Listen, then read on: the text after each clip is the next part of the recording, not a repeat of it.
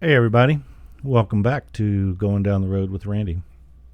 This is the 8th episode, and tonight we're going to pick back up in Vietnam with part 2, where we're currently in Da Nang, and after we explore around the area, we'll continue north to Hanoi. It is Monday, February 24th. We get up by 7 a.m.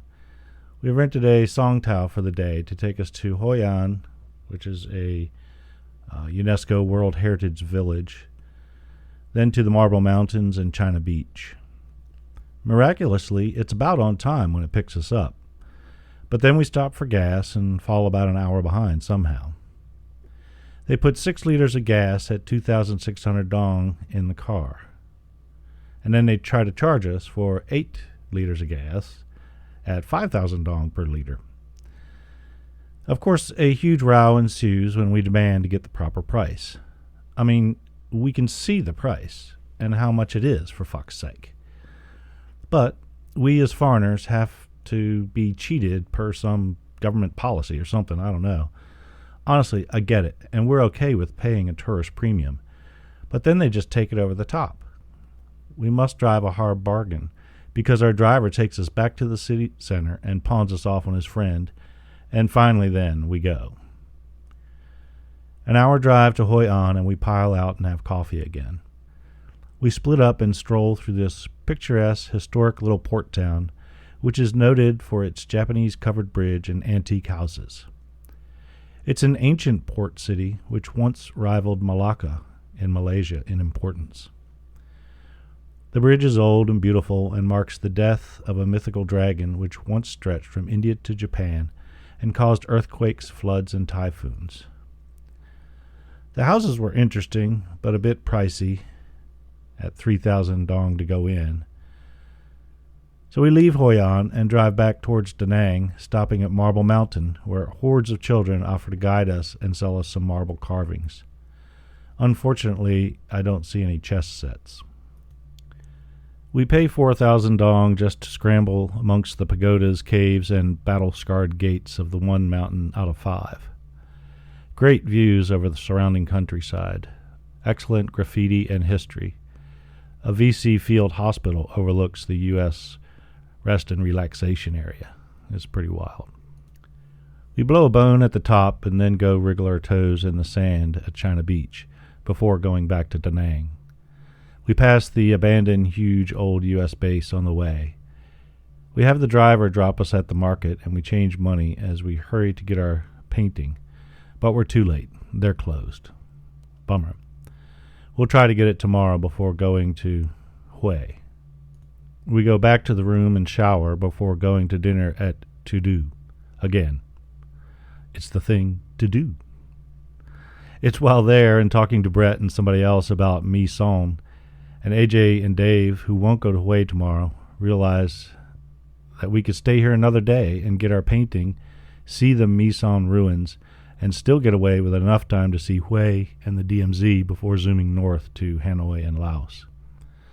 So, that's the new plan. We'll go to Mi Son tomorrow. We have another excellent meal, and then go back for an early, relaxing evening. We are accosted by the roaming massage woman before going to bed. Got to get up early and get our painting. The next morning we do get up early, and we do get the painting, but like anything else in Vietnam, it wasn't easy. We're leaving for Mi Son at 10, so we get up at 8 and have a coffee and go down to the gallery. She calls the bank, and the bank says okay to the Visa card, but she won't go below $120 US, or 1,300,000 dong, and that's a lot of dong. Finally we say okay, she rolls up the painting, and we go with her to the bank. Of course, at the bank they inform us that regretfully they cannot accept our Visa card because they lack the proper communications link. It's a nice way of saying that there are economic sanctions against them from our country. All we have are traveler's checks, and the bank rate for them is 11,400 to the dollar. We offer to cash them and give her all the money, but she refuses. Finally, we kick in an extra 60,000 dong, and we end up paying 1,200,000 dong for the painting. It's a steal at $105 US, really. It'll cost us more than that to frame it back home. So we rush back to meet the crew just in time to pack up and go. We drive for about 2 hours, mostly way back in the boonies, with nothing but hills and rice fields all around. We park the van when the road turns into a four-wheel drive trail, and we all get out and walk the 5 kilometers to the ruins. At one point, the trail/road dips down into a river, and a gentleman in a cone-shaped hat paddles over and kindly offered us a lift across for 5,000 dong each. We say we'll give him 5,000 for the 10 of us, and he says no. So we took a left and followed a small track along the river for 200 meters where you can walk across on stones. We try to contribute to the local economy, but all we do is get taken advantage of. Before we know it, we stumble upon the ruins of Misan. Misan is the most important Cham religious site in Vietnam, and it's on a par with Borobudur in Indonesia, Angkor Wat in Cambodia, and Bagan in Burma. You get the picture. There's not much left but a bunch of overgrown ruins surrounded by mine-sown hills, but it is nonetheless impressive. We immediately set to a picnic lunch of bread and cheese and Romanian wine. The setting is incredible. We roll a joint or two and then explore the area. The biggest of 10 temples, designated Group A, has been devastated by U.S. bombs, as this area used to be a Viet Cong staging area. The carvings date from the 9th to the 11th centuries, and they're impressive. What's left of them, anyway. And we have a really good time climbing amongst the ruins and taking photos at the various temples. Finally, we head back to the van. We are met at the turnoff by the boatman. It seems that, given time to think, perhaps he'd rather have 500 dong per head, as better than nothing. So he takes us all across the stream for 5,000 dong. The ride back to Da Nang is long and ends in the dark, but it is tempered by the fact that we can play lots of tapes in the deck on the way. Once back in Da Nang, we go to the Tu Do restaurant for our last meal and head on back to the hotel for beers and bones. Gotta head north tomorrow. Wednesday, February 26th. Everyone else catches the early train to Hue. Greta and I went to go on the much faster bus. We got up late at about 8:30 and have a leisurely breakfast before commissioning our favorite cyclo driver to take us to the bus station. We get on a bus that is going to Hue, and then we enter the twilight zone. I've often noticed that this happens quite frequently when traveling by bus in Southeast Asia. They try to charge us 80,000 dong each, which we managed to bargain down to 40,000 for the two of us. This is still approximately twice the normal price. But then the bus leaves and we're the only two people on it. This is exceedingly strange. No bus in Asia leaves before it's full. We have some very scary vibes coming at us. Greta is convinced that we're going to have our throats cut and all of our money taken. I reason that we don't really have that much money. I've already had one pre-bus joint today, so I'm feeling a little paranoid anyway, and I'm on high alert as the bus leaves Da Nang and heads over the mountain. The scenery here is fantastic as the road winds its way up the treeless mountain. The scenery here is fantastic as the road winds its way up the treeless green hills, affording incredible views out over the South China Sea. We approach the clouds. Just before we cross the summit, which is protected by some serious-looking bunkers, we pass a truck accident. They're washing a very dead, very burned, and very naked body. The sight multiplies the reality of the whole day. It's almost like watching a movie go by. Not quite real seeming, yet it is quite real indeed. I'm worried about the state of the brakes as we begin to descend the other side, and the fog and the mist swirl about the stark black outlines of abandoned French area blockhouses and pillboxes. I needn't worry. Apparently the driver is as apprehensive about the brakes as I am, and we inched down in first gear. The trip down the mountain and across the plain past the vast U.S. air base of Pubai to the city of Hue just flies by. All the while, the tout in the bus keeps flashing us 5 fingers. He wants us to pay 5,000 more dong. We keep saying no, no, no. We get into Hue, and I notice that we pass right by the bus station and start heading into town. We want to get off, and he doesn't want us to. I stand up and grab our bags, and they stop the bus and let us off. No problem. We're quickly surrounded by a small army of cyclo drivers. We bargain with them for a ride to Nakach Hue Guest House, which is by the railroad station. We get a cold water room for 65,000 dong, about $5. Hot water is $10, but it sure would be nice because it is butt-ass cold up here. Kind of cloudy and dreary, too. We get a message at the desk to meet Brett and Carla and John the Norwegian at the front at 2. It's almost 2, so we go down and we work out a trip to the DMZ for tomorrow. Between the 10 of us, we get a van for $60, and we have to pay an extra $30 in Quang Tri, where we will pick up a necessary guide. So it seems like a cheap trip, less than $10 each.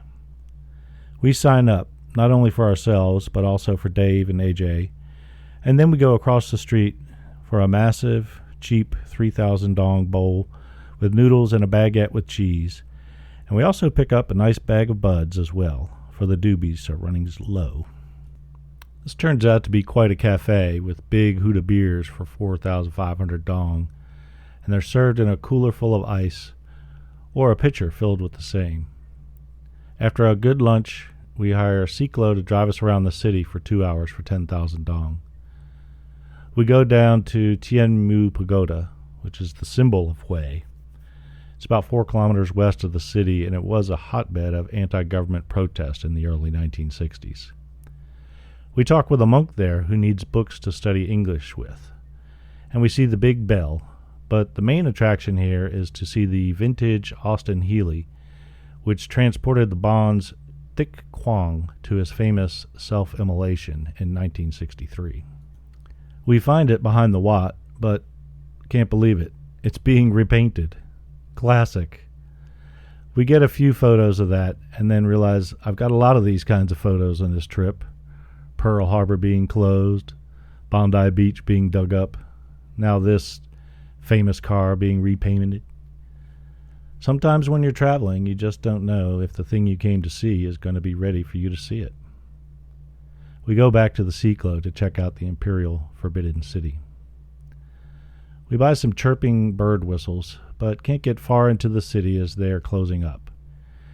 It also starts looking like rain, so we just tell our guide to take us to the train station and leave us there, even though it's only just after 5. We check out the depressing news at the train station. No soft seats on Saturday's train to Hanoi. Only hard sleepers, and they cost 420,000 dong. Ouch, that's way out of our price range. We decide to think about it since we don't have enough money to do that anyway. So we go back to the hotel to contemplate the cold shower. Nah, it's okay. I'll just stink. We're soon over back across the road drinking Huda beers and eating soup and baguettes with cheese and chicken. And having a beauty of a time. By the time the boys come in on the train from Lang Ko, it's about 8:30. They go check in, and then they come down and we start partying. Breck and Carla and John are there, and we'll go over details for the trip for tomorrow morning. The next day is Thursday, February 27th. And we get up early for a long day touring the DMZ and immediately have a hassle with the driver because we want to take 12 people and the contract was for 10. We end up chucking up some more money and almost got everyone on, but Matt and Paul have to stay behind, and then we're off. We pass right by Quang Tri, where we were supposed to get our guide, and the ruins of a church, but we don't stop to get the guide until we get to Dong Ha.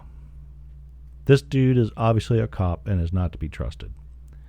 He lays out the itinerary and tells us we cannot go to the Vien Moc tunnels because of recent heavy rains in the area, and they're inaccessible. We can go to the Khe Sanh Combat Base to see the Ho Chi Minh Trail and the rock pile, and then go on to the Trong Son National Cemetery. For this, there would be an additional surcharge of $3. If there's time, we can also visit Con Thien Fire Base and Doc Bien Base. We set off. West of Dong Ha, the terrain turns into steep-sided hills and narrow valleys. We stop at the road which leads to the formal Camp Carroll, and the guide points out some of the hills, which were fire bases.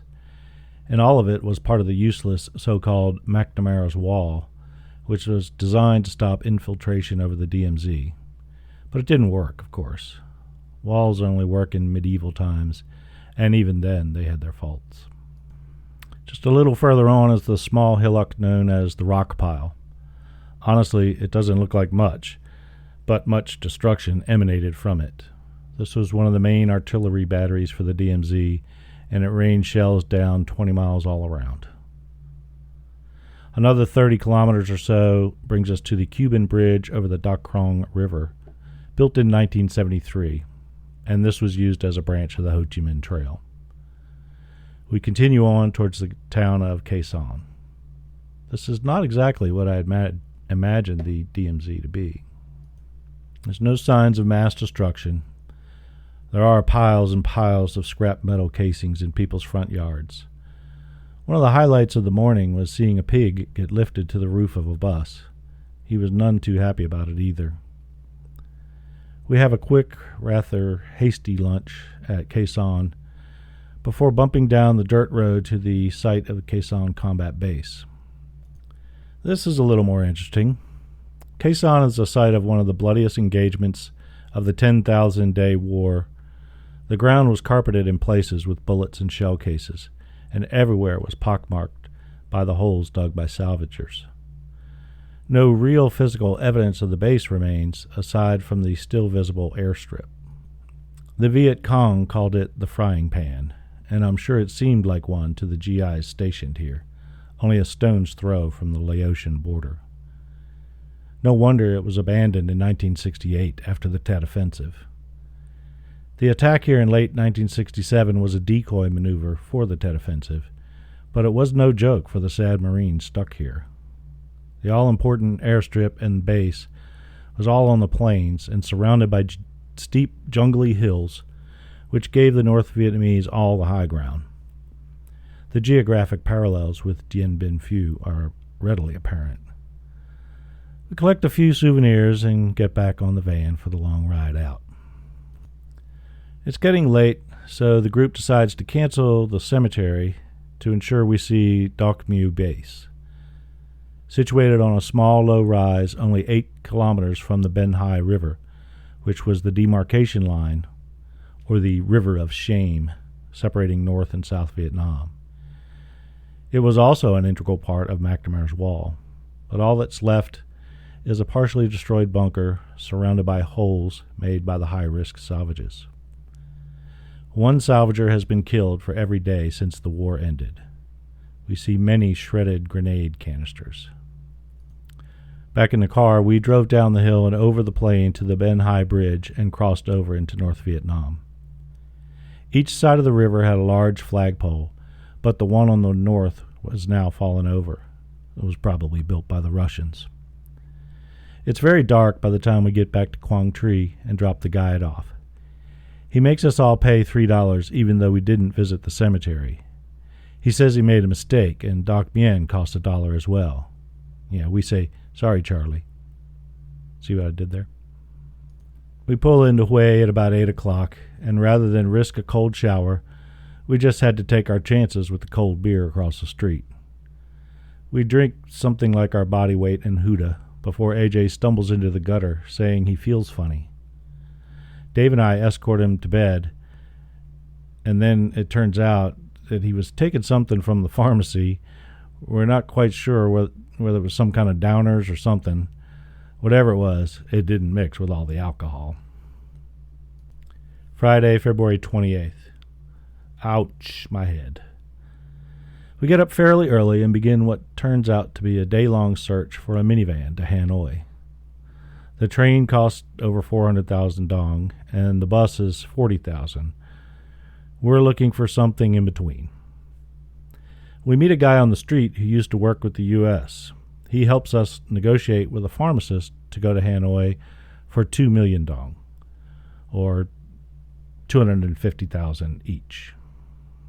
We go back to tell the others and meet them both later at the pharmacy. Now our interpreter tells us that he has a friend who will take us for 1.8 million. So we go to look, but he can't find a van. I take a letter to mail for a friend to his son in California, and then we go back to the pharmacy. There we find that he realized that the going price is 2.5 million, and he adjusts his price accordingly. He won't come down, so we leave. We go in search of the Huda Brewery. We figured we don't have time to see temples or pagodas, but we search and find the Huda Brewery east of town and south of the river. Most tourists to Hue are obligated to visit the temples and tombs of Vietnam's previous emperors, which are scattered outside the city, as Hue was where the imperial palace was located back in the day. We knock on the door of the Huda Brewery and are invited in for a full tour, followed by a sampling of many Hudas. We talk to the Vietnamese brewmaster, and there's even a Danish technical assistant, so true to the label, it is brewed with Danish technology. They give us lots of swag in the form of banners and labels, and we get a good buzz on. I get the feeling they're not used to visitors, but we tell them that we have wanted to come here since we first tasted their beer in Ho Chi Minh City. It's a definite highlight of our trip to Hue, and one I don't think many other travelers have realized. Back at the cafe across from the hotel, while relaxing after this frustrating, non-productive, wasteful day drinking Huda, we find that they have a van, and they'll go for 2.1 million. Jesus, all the time it was under our noses. We set it up and agree to leave at 7 a.m. One last blast of drinking many Hudas, smoking large spiefs, and pissing with pigs, and sleep for tomorrow. We are going to North Vietnam. Oh, and it is February 29th, Leap Day. It is early when we stagger out of bed and across the street, where we all pile into the van for the long 680-kilometer or 430-mile, 21-hour trip to Hanoi. Not much fun. Not much to do or tell. We managed to create a few beds to rest in along the way. The scenery is, as usual, quite stunning, although from what I saw, I have to say the north of Vietnam is not nearly as south. And it is much poorer, too. Near one pass, we had kids running alongside the slow-moving van, begging with wild eyes and snatching 200 and 500 dong notes out of the windows. We stop for dinner near the town of Vinh and create quite a crowd as usual. The menu choices here are slim pickings, to say the least. I had what I'm pretty sure was something made out of dog and rice. There was no other meat available here, and no veggies either. The drivers keep driving, and we are alternatively sleeping, smoking, or drinking. Before we know it, the sun is up again, and we are driving around early morning Hanoi looking for a hotel. And as Asian bus rides go, this was actually a walk in the park. We finally find a room at Mi Con in the old quarter on Hang Buam Street for $20, but we squeeze all four of us into the room. We are enjoying hot water and air conditioning and a refrigerator.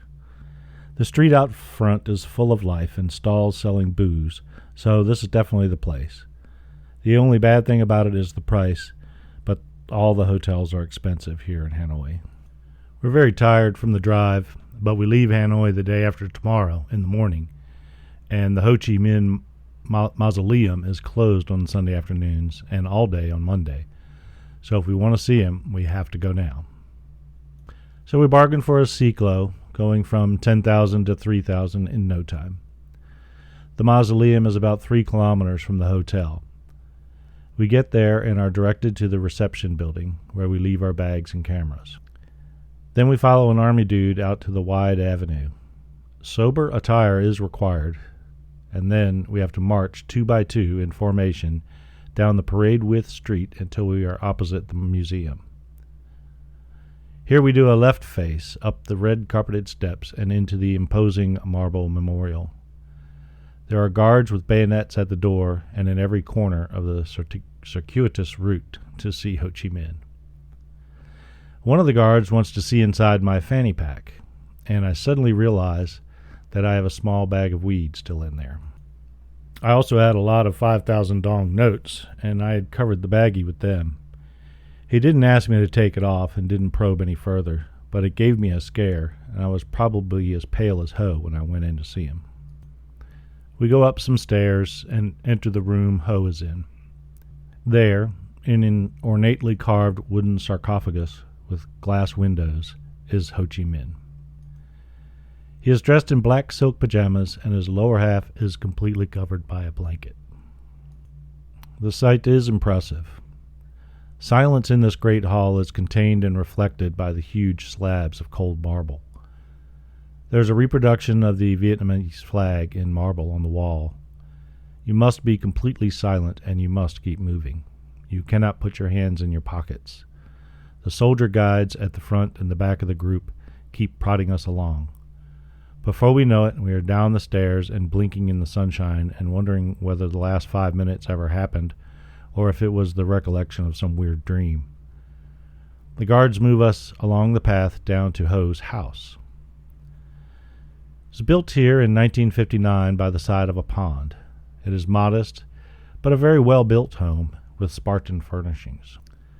We continue around the path and end up at the one-pillar pagoda, or at least a reproduction of the one that was blown up by the French when they left Hanoi in 1954. Just behind the pagoda is the Ho Chi Minh Museum, but it is now 11:30 and they are closing. They won't be open again until Tuesday, and we will be gone. So we go back and get our cameras for some photos of the outside of the mausoleum, where we meet a U.S. vet who is taking videos that he sells back home. We talk with him very shortly, but we're starving and need water, so we start wandering down Dien Bien Phu Street, past Lenin's statue. But before we find any refreshment, we get sucked into the Hanoi Military Museum. It was great. 2,000 dong, but we get a badge and there's tons of great stuff in there. The tank that took the presidential palace in Saigon in 1975, pictures of captured airmen's medals, models of Dien Bien Phu and Saigon, so it was well worth the price of admission. By the time we leave here, we are literally on our last legs. We go down towards the old quarter, where we finally find the baguettes and pâté on the curbside. Greta and I take a break while Dave, AJ, and Darren buy T-shirts. Fortified, Greta and I buy T-shirts, and we order some souvenir patches to be picked up tomorrow. By this time, we're getting close to the hotel, so we pick our way through these weird, narrow old streets that change names every 2 blocks until we get back to it. We buy a few sample bottles of some Chinese beer, Zhujiang, or China Light. It proves satisfactory, and we can get a case for 7,200 dong each. We pop one in the fridge and have a good long nap, followed by a hot shower, which drips on you, but certainly not in earnest. We go to Restaurant 22 for dinner. It's only a couple of blocks away, and once through the doorway, we wind our way up many stairs to a table with a view. The food is okay, but unremarkable, and we're eager to go back and plow through our case of cold beers. So we do. Monday, March 2nd. Today is a day of errands.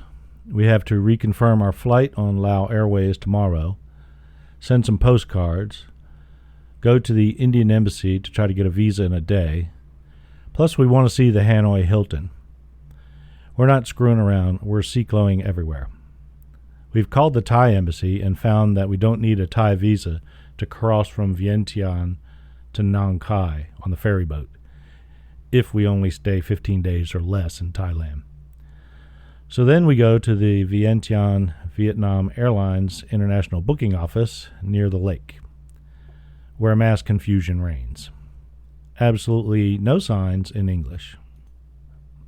I ask at the information desk where to go to reconfirm my ticket, and he indicates the next counter. I stand there until I hand them our tickets. They confer in a huddle and tell us to go upstairs to counter number 2. We go upstairs to more confusion on a higher level. It seems that we cannot reconfirm our flight because the flight is full or something, overbooked, nothing they can do, come back at 2, or see the Lao aviation guy at the Laos embassy. We talk to another American guy who is in the same boat. Shit, this just cannot be. Now we're a little worried. We check in the Thai Airways office next door because our tickets were issued through Thai Airways. They offer no help. Stunned, we walk like zombies down to the Indian embassy, and the street along the way is lined with outdoor barbershops, all cutting merrily away. Classic photos. The Indian embassy says, yes, we need a double tourist visa because we're planning to go in, fly to Nepal, spend a month or 2, and then fly back to India. But she has to check if we can get it today and how much it is. Come back at 2. Okay. 2 is starting to look pretty busy. Greta has an emergency, so we go back to the hotel and relax and eat bread and cheese and write postcards. Then we cyclo to the Boudienne, or the General Post Office, to mail them. It costs $6,000 for one. We go around the corner to a little cafe to meet everyone else. They are all running around too, dealing with international bureaucracy and airlines. I don't know how AJ and Dave will ever be able to leave Vietnam. They don't even have a reservation. We leave to check at the Lao embassy, but it's locked up tight. So we walk back to the Vietnam Airlines booking office and get there just as it's reopening at 1:30. We go up, ask to reconfirm, show them our tickets. They punch it in, and it comes out no problem. Go figure. We don't care. It's a relief to just be on that flight. So we go downstairs and check on the buses to the airport. Our ticket says the plane leaves at 11:30, but here they say it leaves at 10:50. So we want to get on the 7:30 bus for $1. No, we don't need tickets, just be here at 7:15. Cool. We come out of the office and I dash over to mail 2 more postcards, and these only cost 5,700 dong. So, pro tip, I guess, mail things in the afternoon. So now we hurry back down to the Indian embassy where they politely but firmly tell us that we are shit out of luck. Try Bangkok. Oh well. Now we can tour around. We check out the Hanoi Hilton, circle the block. At the entrance, they seem to want us to come inside. Yeah, no thanks. Hard pass on that. We cyclo out to the museum to see if it's still closed, and it is. So we go back and go to the Pagoda of the Restored Sword on the lake. But we don't go in because it costs 3,000 dong. Don't ask me why, because they can, I guess. We wander again through the old quarter, shopping and taking photos. I picked up the souvenir flags which we ordered, which are excellent, and go back to the hotel. I open up a beer and have a little nap, and eventually everyone comes home to get another case, and lo and behold, it's party time. Eventually we shower and then parade down to restaurant 202, not 22, for dinner. Some cops on the corner don't like us drinking in public and they yell at us, but we don't understand them anyway. We go up to the restaurant and everyone is there. The soup is thin and watery and the beef is mediocre. And our beer is calling to us from the fringe in the hotel, and we heed that call. A final cyclo ride brings us back to the hotel where everyone gathers around the table for a grand old piss session. Darren shows off his opium pipes, and AJ has latched onto some American girl named, I think, Julianne. Somehow we pack before sleeping. Tuesday, March 3rd. Why do we keep doing this to ourselves? We are so hungover after about 4 hours of sleep. Greta's especially hurting. We sleep through the alarm, and Darren comes in to wake us up at 6:45. We quickly get our shit together. We go down to higher cyclos, and then Greta goes upstairs to puke. This is the beginning of a trend. She comes down and we go to where the bus has little stalls set up selling coffee and baguettes. So we do breakfast on the miniature stools in the street. We get on the bus and Greta is absolutely green. We drive for an hour over the Red River Pass, rice and vegetable fields, 30 kilometers to the airport, Nong Bai. I ease Greta's way through the necessary forms and formalities, but as we're checking in for the flight, Greta barfs. We go through passport control and beg him to let us have our visa back, but it ain't happening. Similarly, we plead for them to stamp our passports. No way. We stagger into the waiting lounge, all hard wooden benches. Greta lays down and we wait. It's now like 9:05, so we have about 2 hours. Darren shows up, and so do the guys that we saw in the ticket office. They're both from San Francisco, Todd and Dave, with Mardi Gras beads on for Fat Tuesday. Dudes. I don't know if I can handle Fat Tuesday right now, but this is not the last we will see of Todd and Dave. We all sit around talking while everyone lines up to go through a metal detector, and the hand luggage is x-rayed in a large box with 2 sliding doors. We wait. We go through the process. At about 10:30, Greta pukes. We're on the other side, and we're waiting for the buses to transport people to their flights. We wait. Greta goes back in and lays down. I go with her. We sleep. We wait. Finally, at 1:15, we get the call. Get on the bus.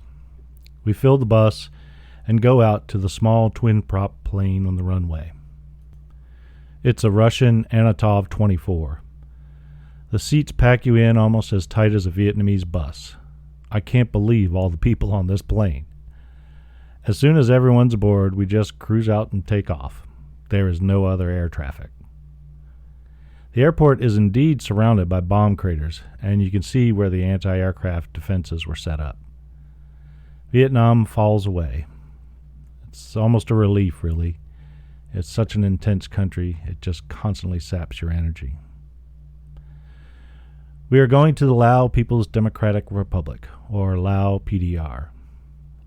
Greta doesn't get sick on the flight, but I do enjoy her lunch of bologna ham and cheese sandwiches and cream puffs.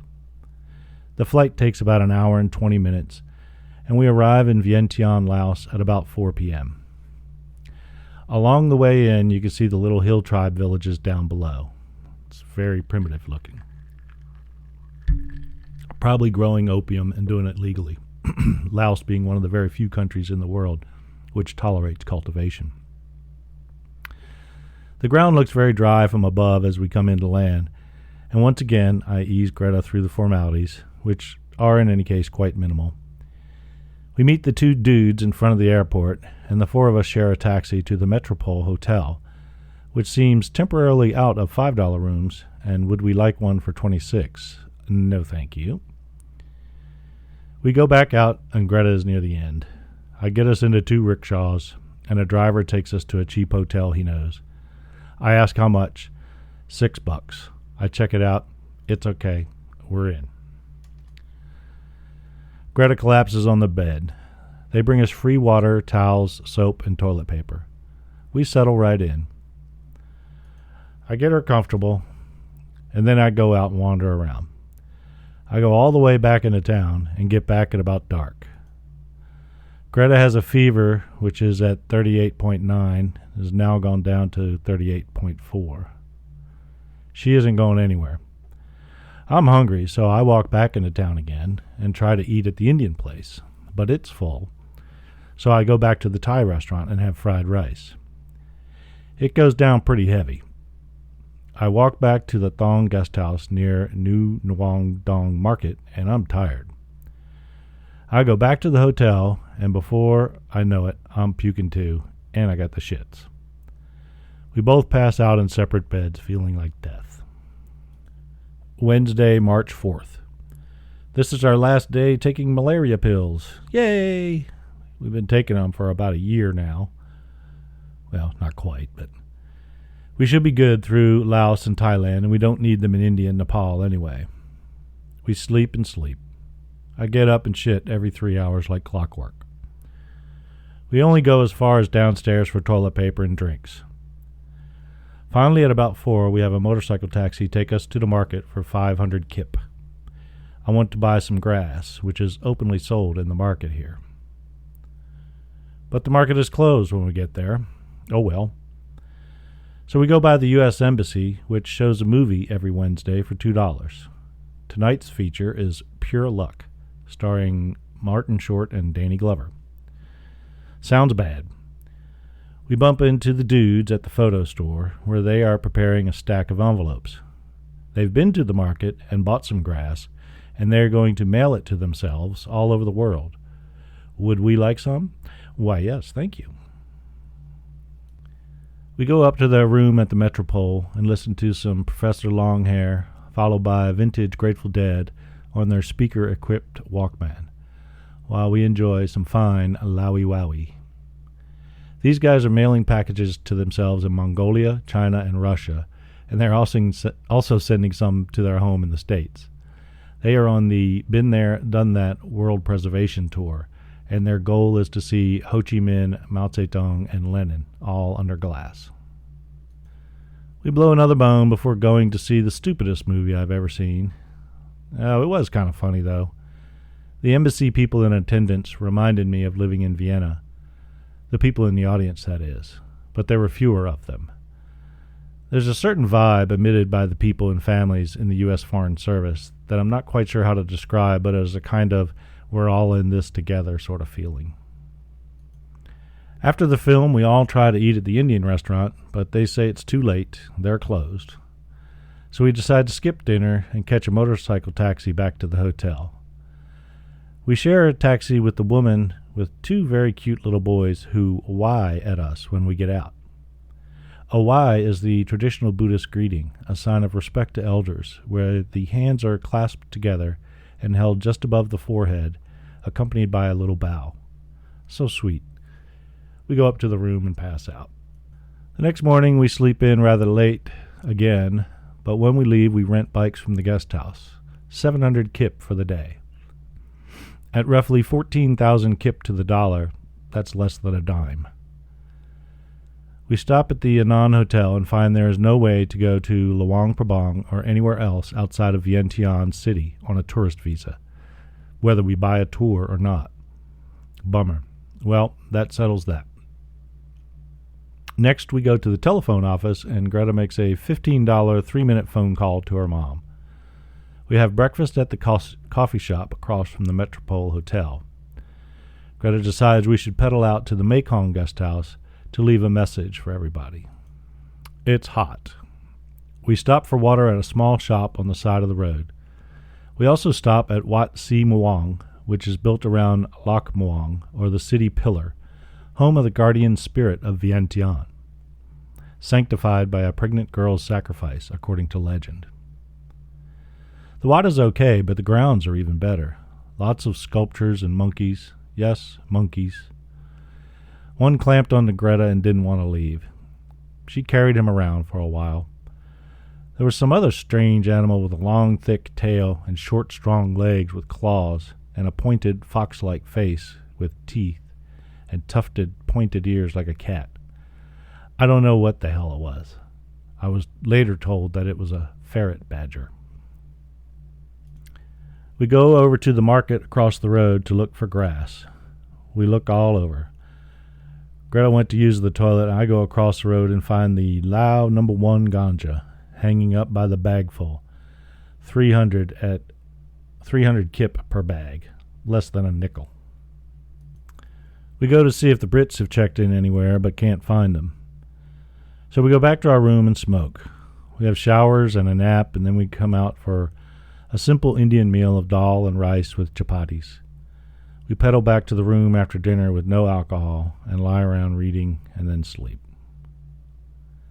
Friday, March 6th. We pedal to the little coffee shop on our bikes. We talk to a guy named John who is here on a $100 business visa. We also see Grandpa Matt, Julia, Lita, and John, the crew. We catch up on happenings. Dave and AJ are supposed to leave on the 10th. This crew is going to the pool. We're going sightseeing. We go to the bank first and cash $100, and we get 143,000 kip, which equals 1430 kip to the dollar, and that's bank rate. Then we go to Wat Phra Keo. It was the former home of the Emerald Buddha, which is now at Wat Phra Keo in Bangkok. This Wat is no longer a place of worship, and it's now a museum. The building itself is a 1942 reconstruction of the original structure built in 1546, and it contains some incredible sculptures. On the grounds outside is a small example of a stone jar from the Plain of Jars near Luang Prabang, which we really want to go see, but our visa prohibits us leaving the city of Vientiane. Bunch of bureaucratic red tape, but it is what it is. We stop off at the Black Stupa for a photo. Known as That Dam, it is rumored to be the abode of a dormant seven-headed dragon that came to life during the 1828 Siamese-Lao War and protected the local citizens. Leaving, we turn onto the wide avenue which leads to the grand monument of the Patuk Sai. It looks reminiscent of the Arc de Triomphe in Paris, but with a definite Lao influence. It is big, too.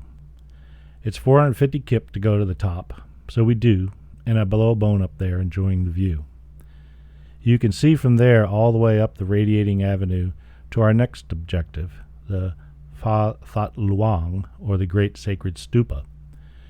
It is 45 meters tall and looks like a fortress. It is rumored to contain a bit of breastbone of Buddha. Most Buddhist stupas are supposed to be built around a relic, which is often rumored or supposed to be a piece of the body of Buddha. We go in and wander around and chat with the monks and novices there. Then we go for a photo of the Unknown Soldiers Memorial to commemorate the Pathet Lao, who died in the 1964-1973 War of Resistance. I forgot to mention that on the way to Pha That Luang, we passed by the Indian Embassy. Greta, seized by inspiration, wants to go in and ask about visas. Stoned, I do not. We go in. We are ushered into some dude's office who says, "Try Bangkok. Why come here?" We explain that we are here now, but he's not listening. We go. It was worth a try. It is now just about cocktail hour, so we point our bikes to Mixai Bar on the banks of the wide and lazy Mekong River, where giant pitchers of cold draft beer are 1,000 kip, less than $1. Eventually, the whole crew meets up and we start slamming beers. We also manage to order a bit of tasty fried rice. Finally, we go and search for a proper dinner, but it's too late. So this is taken as a signal to drink heavily. We move the party to the cafe around the fountain in the center of town. There is much in Vientiane that suggests a certain Paris of the East quality, even more so than Saigon. But in both countries, the people are so bloody poor.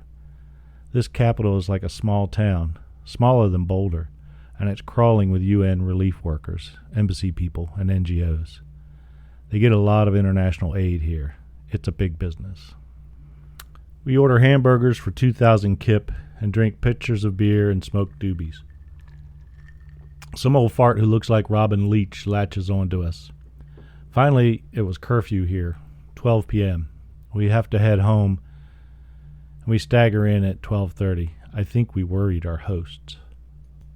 Saturday, March 7th. We finally get motivated and leave the hotel at 12:45. We go to Mixai and get some more of that tasty fried rice and make a beeline for the pool at the Long John Hotel. You're supposed to pay $1, but we came in the way the hotel guests do and managed to slip in. There's a zoo with a collection of pathetic animals, a bear with a skin disease and a bear cat that looks okay, some birds and a crocodile. We go pick out lounges in the sun and settle in for relaxation time. We have a dip, read, nap, a good way to spend a quiet, hot afternoon. After a shower, we head to the Santisuk restaurant and go all out. We spend 9,500 kip, almost $10. We are so full right now we can barely pedal to the hotel. where we read and relax and then sleep. Tomorrow we plan an early start to see Ang Nam Nom Dam and the lake. It's supposed to be quite picturesque there, and we're looking forward to seeing a little bit of the Laotian countryside. Sunday, March 8th. It turns out to be a 3-hour bus trip to the lake, and we realize that we should have gone yesterday. So we go back to bed. Fail. We have lunch with John from Taiwan at the Indian restaurant with excellent chai. Afterwards, the pool is calling. Reading Conrad by the pool. Quote, "History is made with tools, not with ideas, and everything is changed by economic conditions, art, philosophy, love, virtue, truth itself." End quote. That's Michaelis, the ticket of leave man in The Secret Agent. The crew slowly trickles in. None of us go swimming, we just hang out by the pool. Degenerates. As the clock approaches 5, we adjourn to Maxai's and have a joint along the way. The beer is quite warm tonight, and we have a couple of pitchers and some fried rice and head back early. I give Greta a lift on her bike and let John ride mine, and the bottom bracket explodes. And we can't fix it, so we walk the long walk home. What a drag. I smoke another bone. I'm so wasted. This Lowy Wowie is amazing. I've never had weed like this. I apologize to the dude at the desk when we return the bike, but I think he knows it's not our fault. We go up and have a beer and a joint and do some talking with John and some reading and then sleep. Tomorrow we're going to leave the Lao PDR and return to Thailand, where we'll have 15 days to figure out what next. Monday, March 9th. I wake up today and decide to do something really crazy, and I really don't know why, but I figured it wouldn't be that big a deal to carry a film can full of Lowy Wowie across the Mekong River and into Thailand. Why? I have no idea. It might just be that I wasn't thinking straight. I mean, the idea was a bit like taking coals to Newcastle. I just couldn't bear to throw those beautiful buds away. So we get up, we caught a couple of sea canoes to the coffee shop with a stop by the bank where we change our kip back into baht. We have breakfast and then walk over to the bus station. It's hot. We walk past a line of motorcycle taxis on the way, and they all yell, "Thadena, Thadena?" We say yes, we want to go to Thadena, but first we want to stop at Wat Xiang Quan before going to Thadena, which is where the ferry departs. Wat Xiang Quan, or Spirit City Temple, is not really a temple or a wat. It's a Buddha park with sculptures everywhere. A giant reclining Buddha dominates the scene, and next to his elbow is a great pumpkin-shaped object with 3 levels meant to signify hell, earth, and heaven.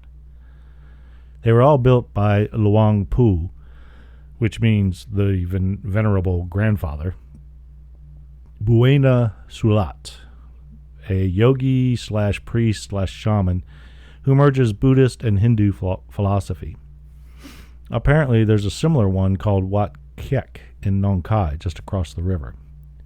It's a really wild place. The sculptures are so real and very bizarre, and there are hundreds of them.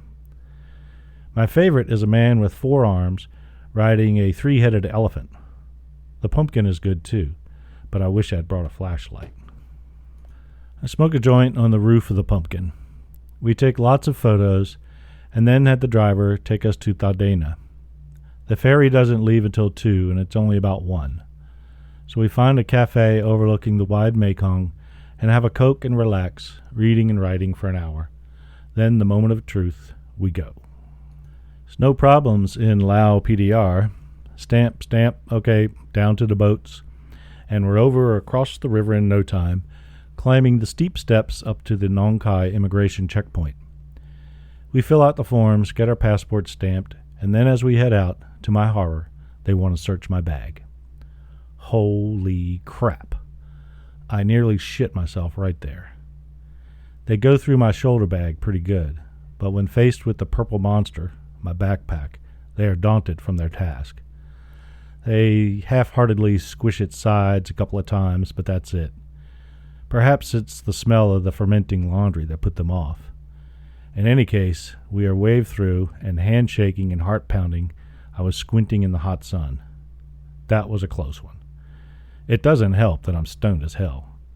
What the fuck was I thinking? We catch a tuk-tuk to the Mut Mi guest house on the banks of the Mekong. Seems a good place to hang out. The rooms are 100 baht. You get about 30 baht to the dollar, so $3 and change. But they won't have any until 6. So we put our bags in storage and our names on the wait list and rent a couple of bicycles and go out on the town. We go to the train station to get sleepers on the Saturday evening train to Bangkok for 665 baht. All right, now we're all set. We cruise around looking for postcards and end up in a restaurant where I get an excellent chicken curry. You can tell by the food that we're back in Thailand. So excellent. We chow down, then pedal back to the guest house to await our room.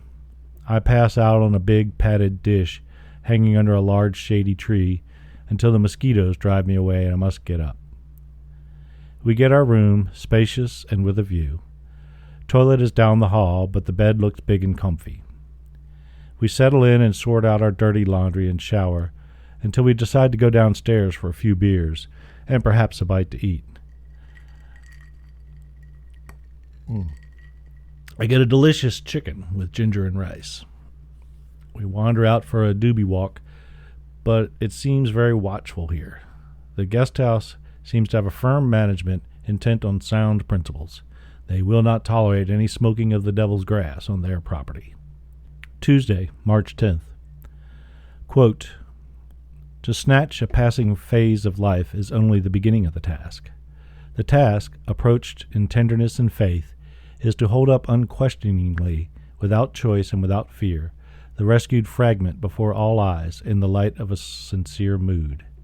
It is to show its vibration, its color, its form, and through its movement reveal the substance of its truth and disclose its all-inspiring secret. End quote. That's Joseph Conrad's preface to the Niger of Narcissus.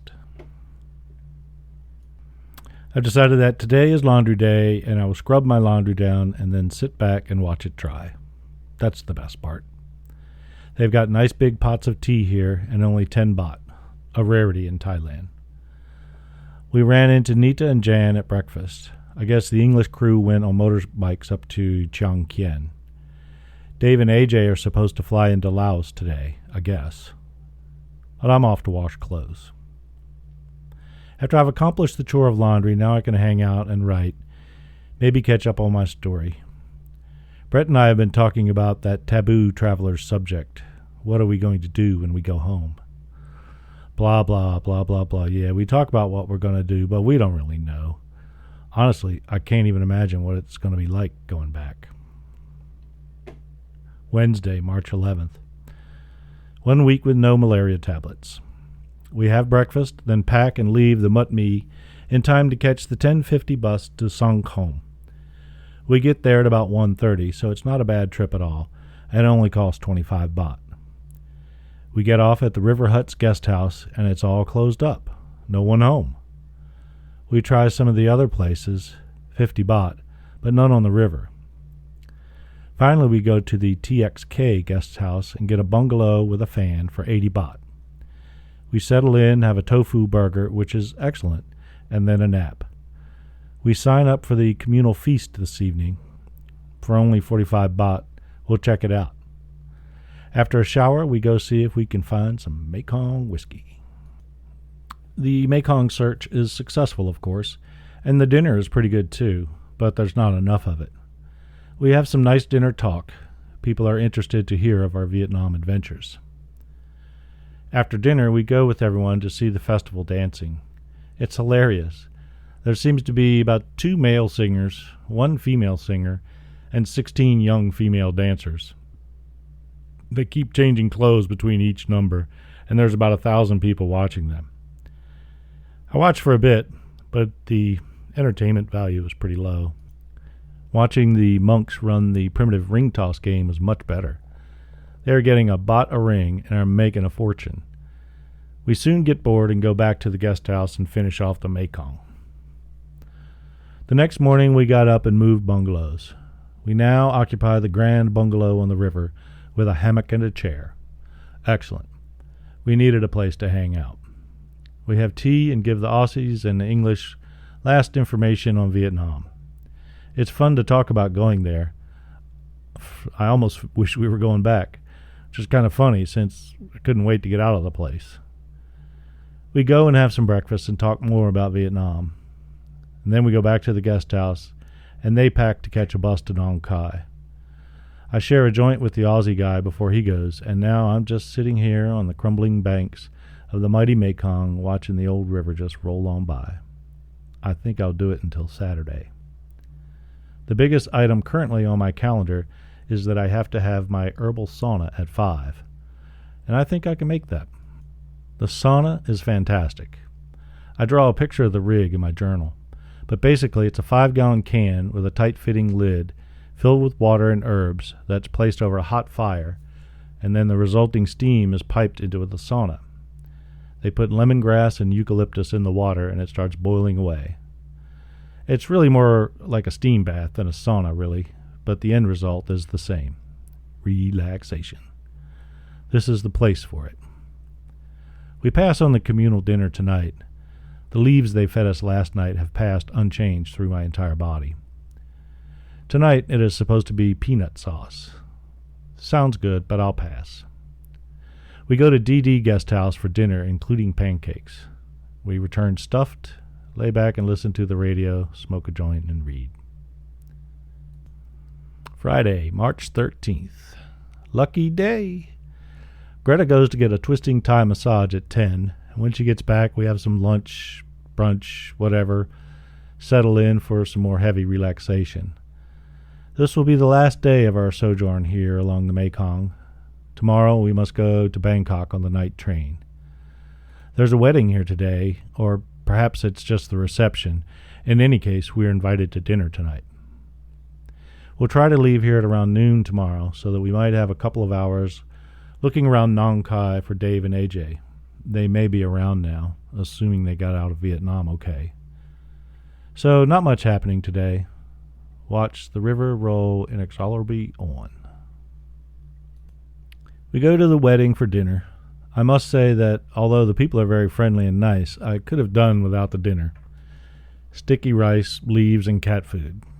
The Mekong was good, though. Saturday, March 14th. Yeah, boy, was that Mekong good. We're very hungover today. I smoked the last of the Lowy Wowie, and we catch the 1 o'clock bus to Nong Khai, which we reach at about 4. We have lunch and then go searching for Dave and AJ. We know that they're in town. They rented bikes from the Mekong guest house, and we think that they are staying at the Sawadi guest house, but we can't find them. Finally, we have to board the train to Bangkok at 7 p.m. Our beds are already made up. We have a beer and a Valium and go to bed and read for a while before sleeping. Sunday, March 15th. The night train and its inherent magnetism brings us back to Bangkok again, city of smog, bright and early at 6 a.m.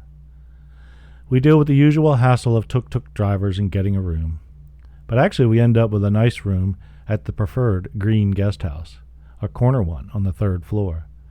It's a Bangkok box with a view. However, when we go to run our errands, we find we might as well have stayed in Nong Khai until tomorrow. For example, Tab Tim, our travel agent, cannot issue our Nepal tickets until tomorrow afternoon, and the film developing place isn't open, etc., etc. So we get our tickets tomorrow, and then we must apply for our Indian visa and Nepali visas on Tuesday. Oh well, we basically spend the day hanging out shopping. Greta has her final suit fitting, and for dinner we go to our favorite Indian place, the Royal Indian, and find that they've raised all the prices by at least 10 baht per entree. Oh well, so much for that place. We spend an unusually quiet night for Bangkok, just hanging out and reading. We have a busy day ahead of us tomorrow, though, undoubtedly running all over Bangkok in the choking fumes. So that's it. I'll tell more next time. There's a great St. Patrick's Day story about the last few days in Bangkok before leaving for India and Nepal. But that's all for now. See you next time going down the road. Thanks for listening.